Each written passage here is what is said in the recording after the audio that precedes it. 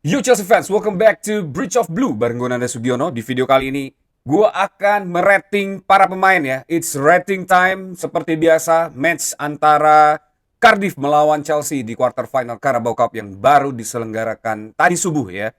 Tapi sebelum gue mulai, gue pengen sapa-sapa dulu para True Blue di seluruh Indonesia yang sudah join channelnya Bridge of Blue dari Cilegon, True Blue Cilegon ya, CISC Cilegon, di mana suaranya coba tulis di kolom komen, aktif apa enggak nih buat support Chelsea di Cilegon ya. True Blue dari Purwakarta yang stay tune juga di kolom komennya Bridge of Blue. Juga True Blue dari Madura. Semoga sehat selalu dimanapun kalian berada. Dan thank you banget buat support kalian yang terus stay tune di channelnya Bridge of Blue. Jangan lupa buat subscribe, nyalain loncengnya juga. Bantu gue buat ke 10.000 subscriber ya. Kalian juga bisa follow gue di Instagram @nandasugiono. Join di channel gue dan kita ngomongin Chelsea di channel gue. Nah, pertandingan ini yang harusnya dikuasain oleh Chelsea secara full tapi berlangsung secara dramatis. Menurunkan 11 pemain berbeda di starting 11 Enzo Maresca kali ini seperti yang sudah gue bahas juga di preview match analysis. Ini menjadi kesempatan buat para pemain cadangan yang ingin mencoba menanjakkan karirnya di first team player untuk show off di pertandingan kali ini. Karena Cardiff ini adalah tim dari Divisi 2 Inggris dan saat ini walaupun berada di peringkat pertama Divisi 2 di League One, tapi posisi atau secara hitung-hitungan matematika para pemain Cardiff ini jauh di bawah para pemain Chelsea ya. Namun di babak satu Chelsea sangat kesulitan mengembangkan permainan mungkin karena belum adanya chemistry yang terjalin di antara para pemain di starting 11 ini dan juga banyak missing link yang terjadi di dalam build up play yang dilakukan oleh skuadnya Enzo Maresca di pertandingan kali ini. Nah, nama baru di starting 11 yang harusnya bisa langsung nyetel dan harusnya bisa menunjukkan kemampuannya di pertandingan ini gagal ngegas sejak menit pertama. Ada George, Gittens, Gu, Facundo yang gue catat di pertandingan ini yang harusnya bisa menunjukkan kemampuannya kepada Enzo Maresca ternyata tidak bisa memaksimalkan kesempatan yang ada ya. Di sisi lain Cardiff bermain dengan sangat militan, spirit egaliter bikin tim ini tidak terlihat inferior melawan tim papan atas Premier League saat ini ya. Bermain di depan 30 ribuan supporter Cardiff ini membuat energi yang dikeluarkan oleh Cardiff cukup membahayakan dan mengancam buat Chelsea dari babak pertama. Maresca berhasil memaksimalkan rotasi pemain di babak kedua dan mencetak 3 gol serta memastikan Chelsea melangkah ke semifinal Carabao Cup. Semifinal yang ketiga dalam 7 bulan di bawah Enzo Maresca. Tentu ini pencapaian yang luar biasa menurut gue buat Enzo Maresca dan tentu kita semua sebagai True Blue harus mensupport Enzo Maresca karena secara kualitas menurut gue ini pelatih muda yang sangat potensial dan sangat versatile, bisa menjadi the next big things di dunia sepak bola modern saat ini ya.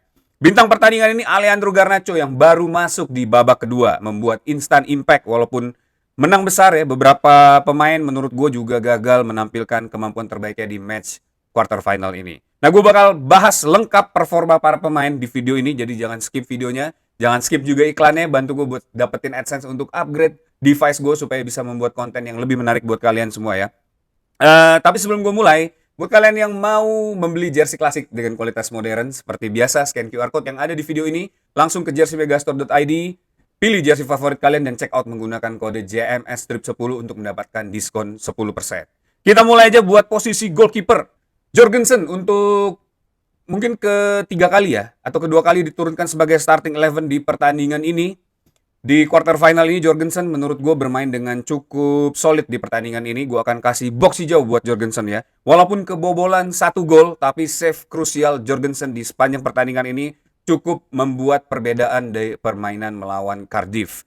Save-save krusialnya terutama di menit ke-33 dan awal babak pertama harus diapresiasi. Cuma catatan gue buat Jorgensen ini build up play yang masih kurang agile ya, tidak seganas Robert Sanchez, dan quick distribution juga yang mandek di pertandingan kali ini. Jadi banyak stop ball dan tempo jadi keteteran dan kita kehilangan beberapa momentum yang seharusnya bisa menjadi open play yang cukup membahayakan buat para pemain Cardiff ya. Tapi secara overall menurut gue itu wajar karena memang Jorgensen dan para pemain di starting 11 ini jarang banget dimainkan bersama. Jadi kelihatannya chemistry-nya belum begitu terjalin dengan baik, berbeda dengan Robert Sanchez yang hampir bisa dimengerti oleh seluruh para pemain di best starting 11-nya Chelsea ya. Jadi Jorgensen akan tetap gue kasih box hijau di pertandingan kali ini.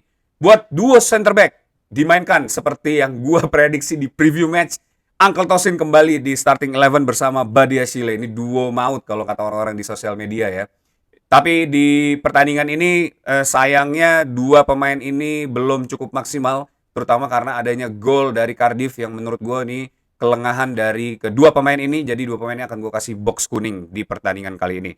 Tosin menurut gue jauh lebih baik dan lebih solid permainannya dibandingkan dengan beberapa match sebelumnya. Dia berhasil membuat 5 clearance dan memenangkan 100% area duel ya di pertandingan ini, dan itu menjadi catatan yang cukup impresif ditampilkan oleh Tosin. Catatan gue cuma waktu gol Cardiff doang ya menurut gue bisa membuat dia menjadi box kuning. Seandainya tidak terjadi gol atau clean sheet, harusnya Chelsea atau Tosin ini bisa mendapatkan box hijau di pertandingan kali ini. Dan gol yang terjadi di babak kedua itu menunjukkan bahwa Tosin di pertandingan kali ini gagal menjadi seorang commander di lini belakang. Badiashile itu sama juga akan gue kasih box kuning karena menurut gue performanya belum kembali seperti yang dia tunjukkan sebelum cedera ya. Tapi pertandingan ini menurut gue jauh lebih baik dari match sebelumnya. Dia berhasil melakukan beberapa intercept, recovery ball juga, dan beberapa blok yang cukup krusial dilakukan oleh Badiashile di pertandingan kali ini ya. Cuma ya belum bisa fokus 90 menit, gagal fokus di babak kedua, itu membuat kebobolan Chelsea dari gol yang menurut gue cukup spektakuler dari Cardiff ya. Open play dan sundulan yang sangat keras sehingga gagal ditepis oleh Jorgensen. Dan ini menurut gue harus menjadi catatan buat duo center back ini dan harus segera diperbaiki ke depannya ya. Di left back ada Jorel Hato dan George Achempong di sebelah kanan ya. Jorel Hato akan gue kasih box kuning sejak blunder di pertandingan melawan Karabakh ya. Ini Jorel Hato belum bisa kembali ke permainan terbaiknya. Beberapa kali kita lihat permainan Jorel Hato ini selalu outpost, dan terutama di golnya Cardiff ini juga salah satu yang membuat gue memberikan box kuning kepada Jorel Hato karena gagal untuk mengantisipasi crossing yang dilakukan oleh para pemain Cardiff ya. Dan juga impact-nya di pertandingan ini belum terasa tidak seperti yang dilakukan oleh Marc Cucurella seperti biasa ya. Kita melihat bagaimana dari sisi kiri biasanya Marc Cucurella ini bisa menyisir lapangan, membantu serangan, membuat link up play sehingga bisa menjadi opsi-opsi pilihan serangan maupun opsi bertahan yang lebih variatif lagi dibandingkan dengan Jorel Hato. Dan di pertandingan kali ini gue nggak melihat Jorel Hato bisa mengeluarkan kemampuan terbaiknya. Box kuning buat Jorel Hato ya. Achempong seperti biasa gue akan kasih box hijau. Ini pemain yang menurut gue punya potensi yang luar biasa. Ditaruh di right back, taruh di center back. Punya kemampuan recovery ball yang sangat baik dan juga bisa membaca permainan dengan sangat baik. Di saat lini belakang Chelsea tertekan, dia bisa memaksimalkan kemampuannya untuk mendribbling bola menuju ke mid zone dan keluar dari tekanan tersebut ya. Ini menjadi catatan penting menurut gue.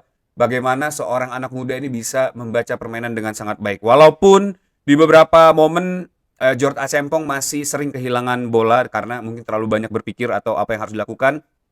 Yang seharusnya bola clearance, tapi untungnya tidak punya threat yang cukup signifikan ke lini pertahanan Chelsea ya. Dan juga menurut gue apa yang dilakukan oleh George Achempong ini lumayan stand out di pertandingan kali ini. Dan itu karena itu gue akan memberi George Achempong box hijau di pertandingan kali ini. Buat duo midfield, ada Andre Santos dan Moses Caicedo. Ini duo midfield yang jarang dimainkan bersama, tapi keduanya akan gue kasih box hijau di pertandingan kali ini.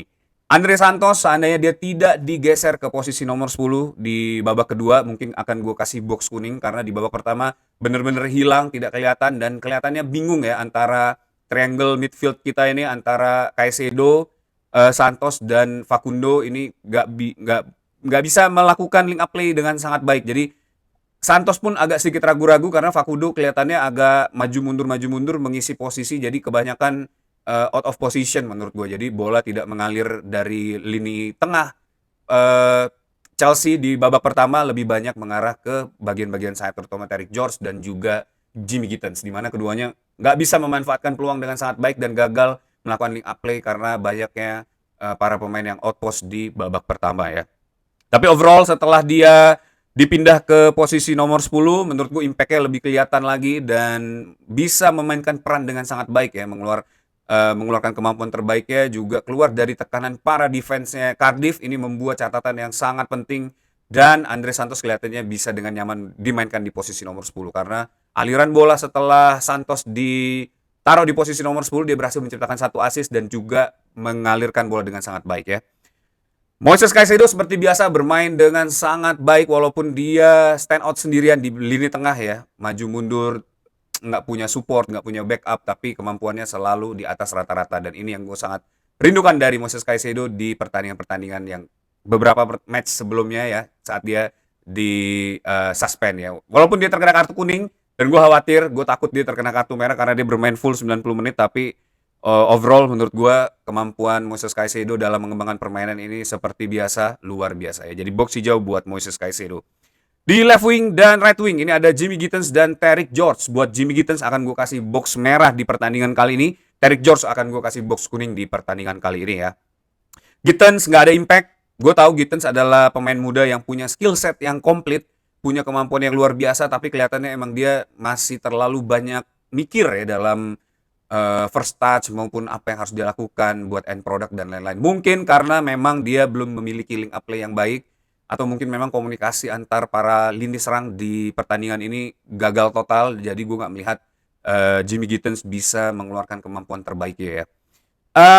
Tapi menurut gue apa yang ditunjukkan oleh Jimmy Gittens ini masih kurang maksimal di pertandingan kali ini. Harusnya dia bisa lebih mengeluarkan lagi kemampuannya, lebih fight lagi untuk mendapatkan kesempatan untuk menjadi first team player, karena match ini harusnya menjadi match yang bisa digunakan Jimmy Gittens buat show off ke Enzo Maresca, karena defendernya Cardiff ini harusnya bisa dilewati dengan mudah oleh Jimmy Gittens ya. Tapi dia selalu di double team, tapi itu juga gak bisa menjadi alasan karena harusnya Jimmy Gittens bisa minta support dari para pemain lain, melakukan komunikasi yang clear gitu ya, supaya para pemain lain bisa membantu mendekat dan menjadi opsi serangan buat Jimmy Gittens. Tapi itu nggak terjadi di pertandingan kali ini, sayang banget menurut gue.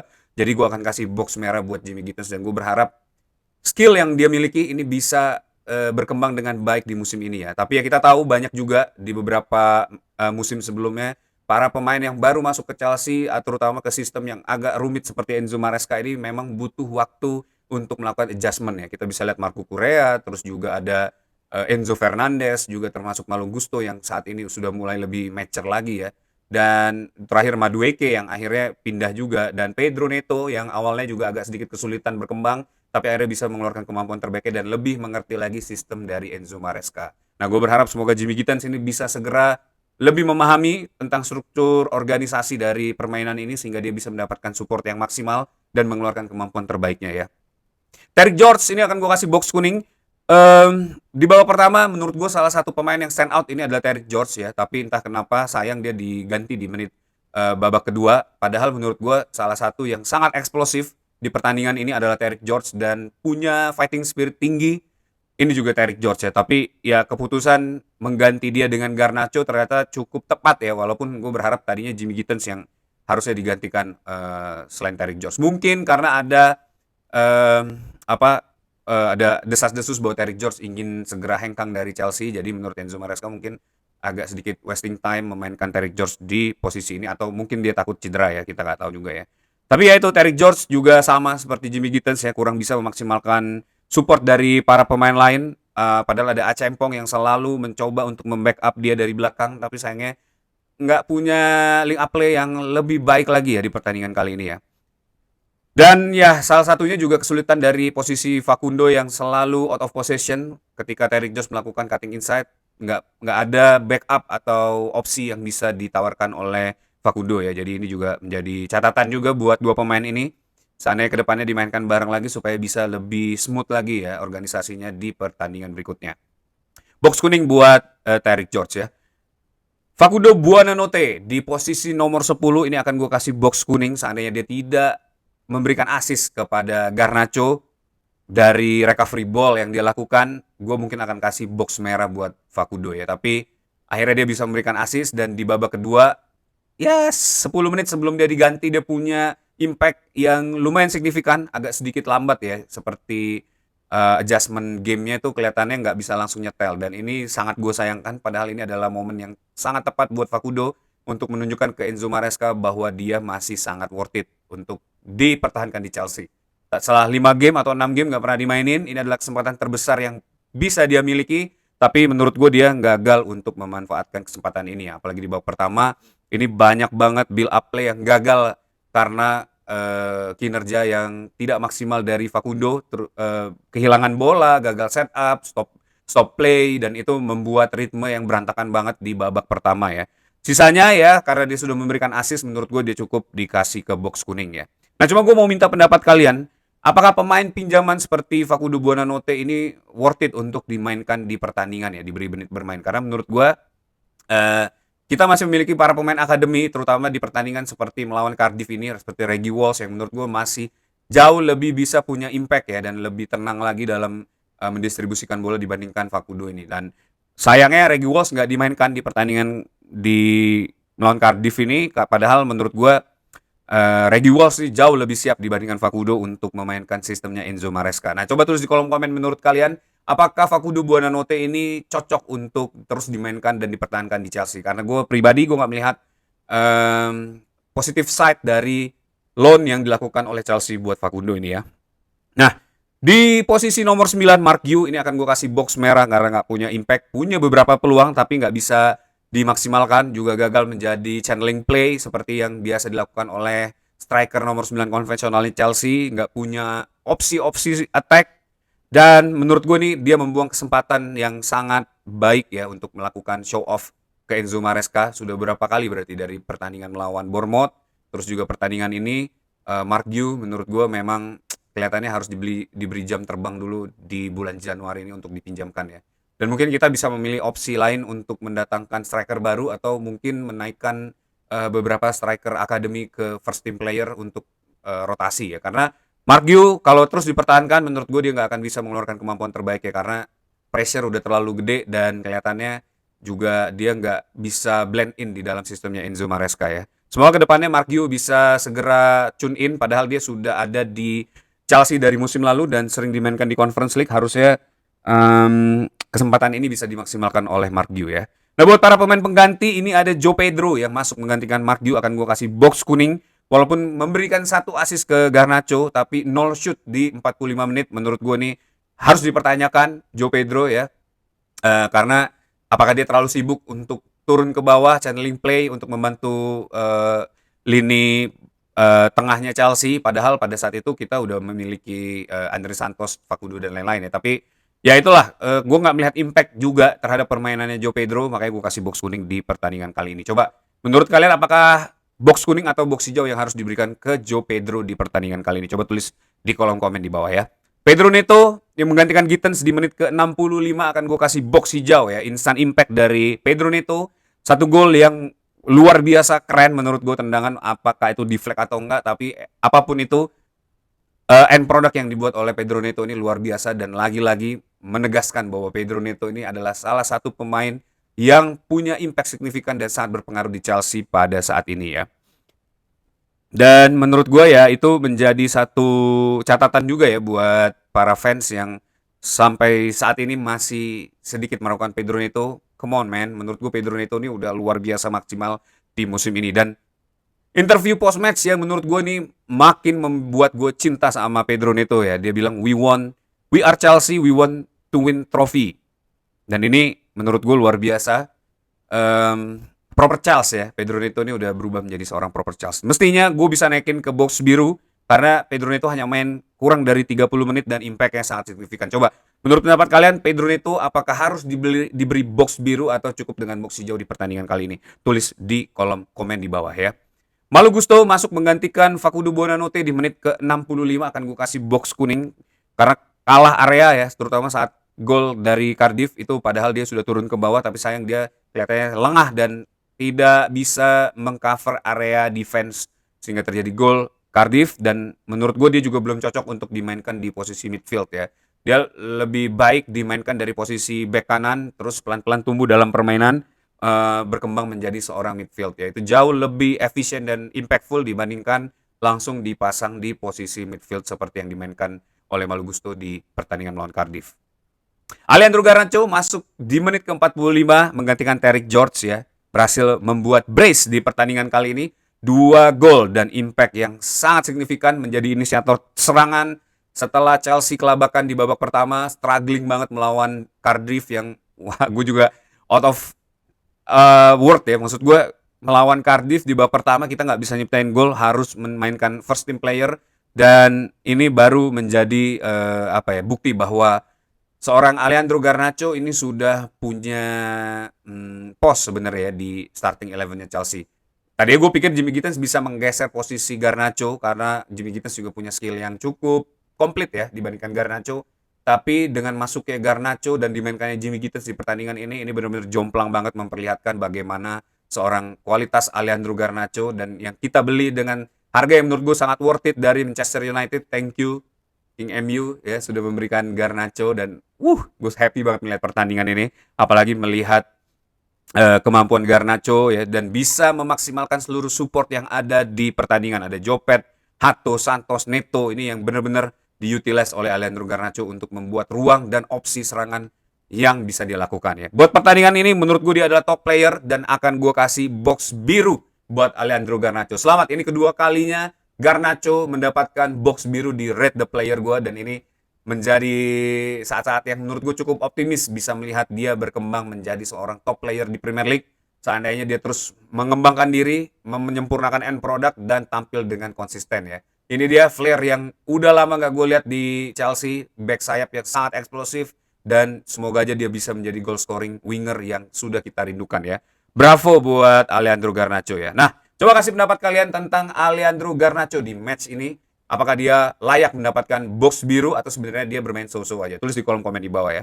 Buat Enzo Maresca, setup game akan gue kasih box hijau walaupun nggak jalan, gatot di babak pertama. Tapi keberanian Enzo Maresca untuk memainkan all fresh starting 11 di pertandingan ini, seperti yang gue bilang jelasin juga di preview match, ini membuat ruang ganti menjadi lebih stabil lagi, dan para pemain juga bisa tahu bahwa memang kualitas yang mereka miliki ini kelihatannya masih harus dipush ya. Squad depth, walaupun kita punya pemain yang punya skill dan kemampuan yang baik, tapi ternyata memang faktor experience ini masih harus ditingkatkan ya. Kita kelihatan banget jomplang antara starting 11 winning team dengan starting 11 yang dimainkan Enzo Maresca di pertandingan kali ini. Tapi apapun itu gue akan tetap kasih box hijau karena keberanian Enzo Maresca harus diapresiasi. Adjustment game ini akan gue kasih box biru, memasukkan seluruh pemain utama di babak kedua ya. Ini mau ngejar ketertinggalan dan menaikkan tensi permainan adalah pilihan yang tepat dari Enzo Maresca di pertandingan kali ini ya.